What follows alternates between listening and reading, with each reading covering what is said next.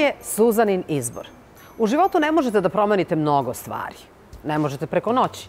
Ali ako dođete u Home Plus, možete da promenite boje u svom stanu. Dovoljno je da kupite 2-3 nova dekorativna jastučeta. Dovoljno je da kupite novo ogledalo. Sad je sve na sniženju. Ako volite zimnicu, ponesite iz Home Plusa roštilj, pecite paprike, uživajte, obradujte svog muža. A i vi, muževi, možete malo da obradujete svoje žene. Dođite u Home Plus na ulazu u Beogradski sajam. Home Plus je ove sezone domaćin emisije Suzanin izbor. Ne bez razloga, zato što se ovde skupljaju pravi ljudi. Ovde možete sresti i umetnike, i biznismene, i decu, i lepotice. A kad je lepotica u pitanju i kada lepota u pitanju, onda je tu tata, mata, gospođa Vesna Jugović. Nekadašnji novinar RTS-a, to je televizije Beograd, kolumnista mnogih uglednih časopisa, pisac i evo, mnogo se govori o Mendelinom kodu, o tvom susretu sa Mendelom. Pre neki dan je bila i promocija knjige. Tako je. A ti si donala englesko. Dobro, pročitat ću ja i na engleskom. Ali postoji i prevedeno srpsko izdanje. Ne prevedeno. Prvo je napravljeno srpsko izdanje, a ovo je novo. To nije izdanje. To je engleska knjiga, nova knjiga o Mandeli. Također inspirisana poslednjim intervju koji je meni dao. 2009. To je jedini koji je dao u njegovih posljednjih 10 godina. A pre toga 2004. godine, do 2004. godine, kada je odustao od medija, rekao don't call me, I will call you. Od 90. kada je izašao iz zatvora posle 27 godina. Znači, u tom periodu je dao oko 10.000 intervjua, a od 2004. do kada je otišao u drugu dimenziju, samo jedan. I to je taj koji je inspirisao Mandelin kod sa idejom da približimo svima srce njegovo, njegov način mišljenja, njegovu filozofiju, njegovu političku opsenu, da približimo njegovu misiju, pre svega mlađim generacijama. Znači, na engleskom jeziku. I da se zahvalim International Foundation for Sustainable Peace and Development.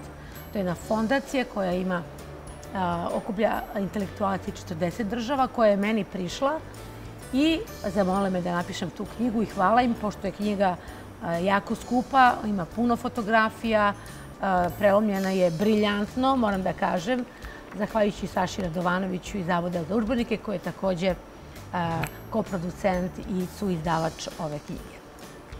Da. Ti si u svojoj novinarskoj karijeri radila te političke intervjue. Imala si ekskluzivu, radila si Gaddafi ti je dao intervju, koji još 2 puta. Kako si uopšte dolazila do tih ljudi? Kako si došla do Mendele? Ajde, to mi ispričaj. Znaš kako? Prosto evo da ti otkrijem to da to bude, ajde da to bude, neka ovo bude ekskluziva. Istina, u mom doktoratu koji se tiče ekskluzivnog televizijskog novinarstva, postoje principi kako se mogu uloviti, kako se može doći kao novinar do tih ekskluzivnih ličnosti, VIP ličnosti koji su nedodirljivi i tako dalje. Postoje principi, zaista. Znači, u toj budućoj knjizi, doktoratu, ću to napisati. Ali konkretno, ja sam se vodila njegovom devizom Mandelinom koji kaže pobednik je sanjar koji nikada ne odustaje. Znači, ja jesam ta vrsta sanjara uvijek bila i pre svega imam jednu ogromnu upornost i prepala sam se da ne ode, da nas se napusti Mandela, da ode na neku drugu planetu. Koliko godina ima u tom momentu kada si ga srela? 93. A živo je 97, jel? 96. 96. Znači, stvarno u posljednjem momentu. Jeste. I onda sam se prepala da jednostavno ne ode i da ga izgubim, jer dešavalo mi se u karijeri da sam neke ljude dogovorila, na primjer, od, znate, doktor Živago, pa Lara. Lara je original lik. Olga Ivinskaja, tako se zvala. I bila je Pasternakova, znači Piščeva, najveća ljubav. I ona me čekala u Podmoskovlju, ja danas ću, sutra ću, to mi je nešto blizu, Moskva, i ona umre.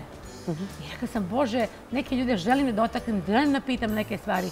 I naravno, znači, sve pročitam o Mandeli, kupim kartu u jednom pravcu otvorena u drugom i krenem da se krećem Johannesburgom. Pa čekaj, i krećeš se u Johannesburgu? Krećem se po raznim krugovima, već sam ja bezicovala i tako da. I na jednoj večeri jedan čovek kaže, moj drug Bantu Kalamica. Ja kažem, vi znate Bantu Kalamicu? On kaže... Ko je Bantu Kalamica? To je jedan lik u knjizi našeg Madibe, Mandele, njegove autobiografiji, a tamo ima 1000 nekih njegovih kamarada i tako dalje koji su... I moj mozak zapamti to ime, jer na kraju knjige piše da se on s njim stalno viđa. Aha. I kad je ovaj rekao Bantu, pa rekao 100% je to. I na kraju, levo, desno, ja dođem do Bantu i Bantu mi pomogne da dođem u Kunu, to je selo gde je odrastao naš Madiba. Madiba znači učitelj. I on je volao, Mandela je volio da ga zovemo učitelj Madiba. On je bio učitelj i još je učitelj svima nama. I tako na kraju dođem u selo da ga čekam, da stigne iz Mozambika. Bio je tamo kod svoje supruge, njene porodice, svoje treće supruge za koju se venčao u 80.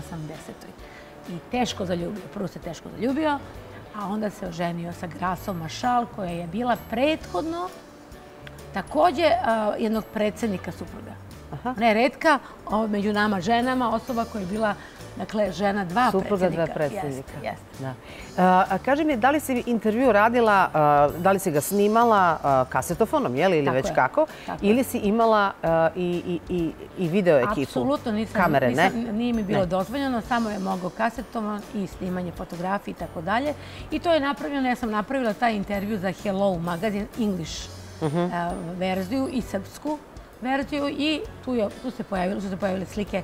To su faktički njegove među posljednjim slikama koje je u stvari govore o njegovom postojanju. Gde te je primio? Primio me u toj vili, toj kući koju je napravio po ugledu na zatvor.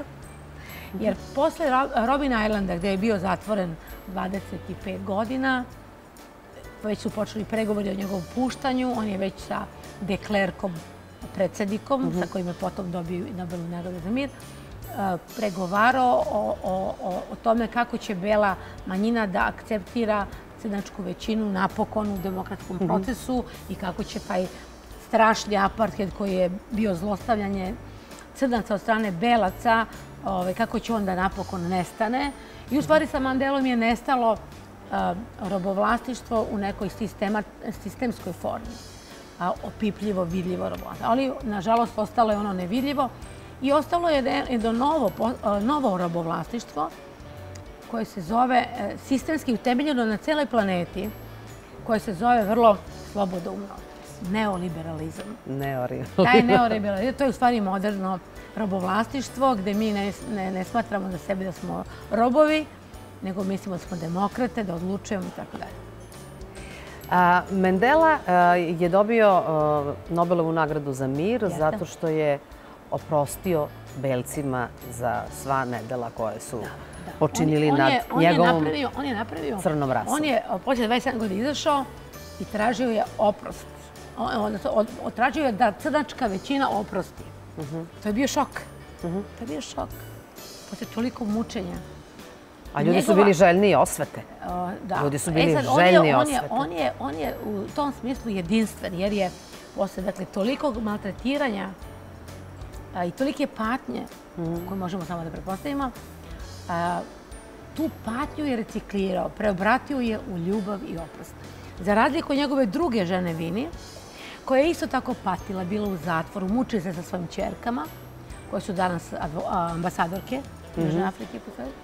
I svoju patnju je u stvari pretvorila u mržnju, ne samo prema belcima, nego i prema crncima koji nisu radikalno mislili kao ona.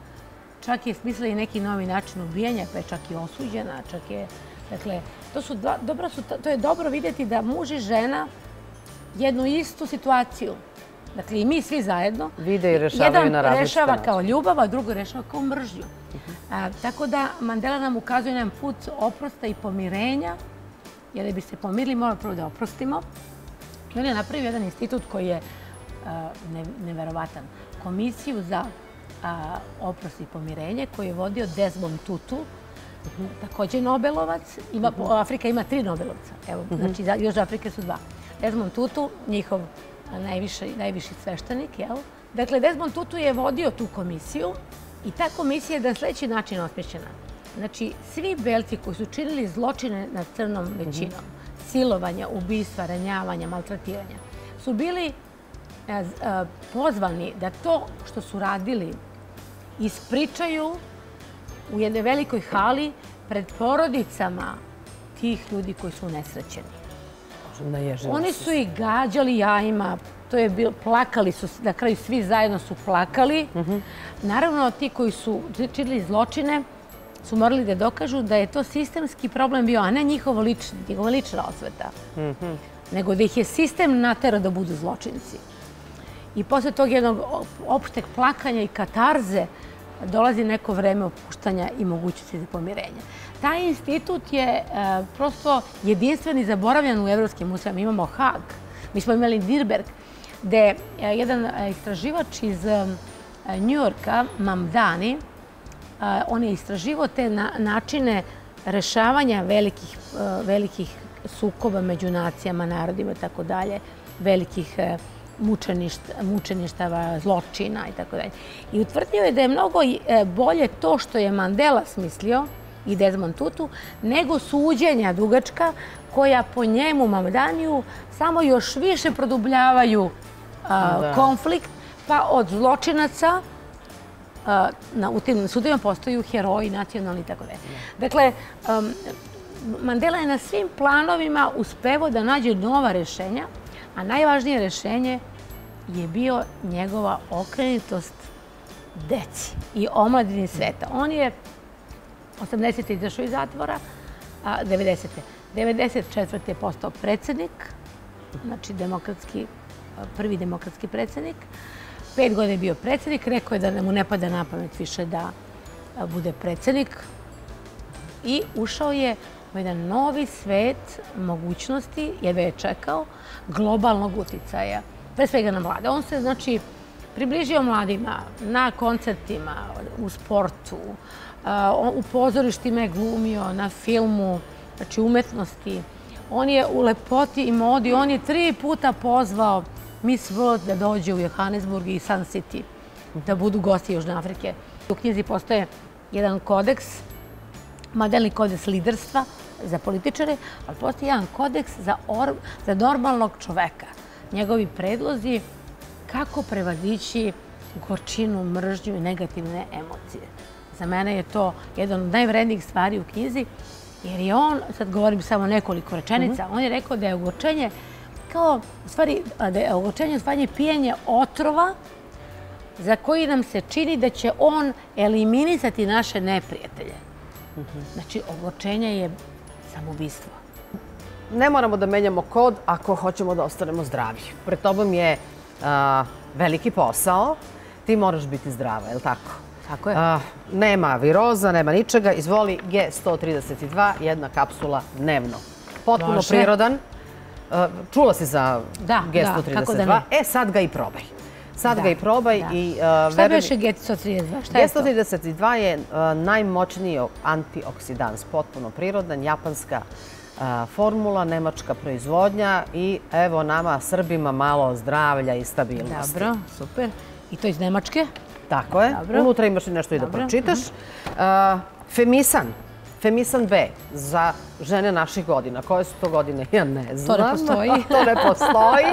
Godine ne postoje. Ali postoji neka biologija koja nas stiže. Pa Femisan B je za žene koje su već ušle u menopauzu i osjećaju na sebi sve ono što menopauza. Moja sledeća knjiga zove se Kako preživjeti 21. vek, a poglavlje koje je vezano za ovo što sad pričaš zove se Kako umreti mlad, zdrav i kreativan, a imati najmanje 100 godina. Pa ta se sva priča vrti oko toga. Za sve tvoje devojke i za svaku civilizovanu ženu koja treba da ima negovana stopala i negovane pete, ovo je fenomenalan melem koji je oborio sa nogu čak i moju pedikirku. Rekla je, Suzo, ali je ovo dobro.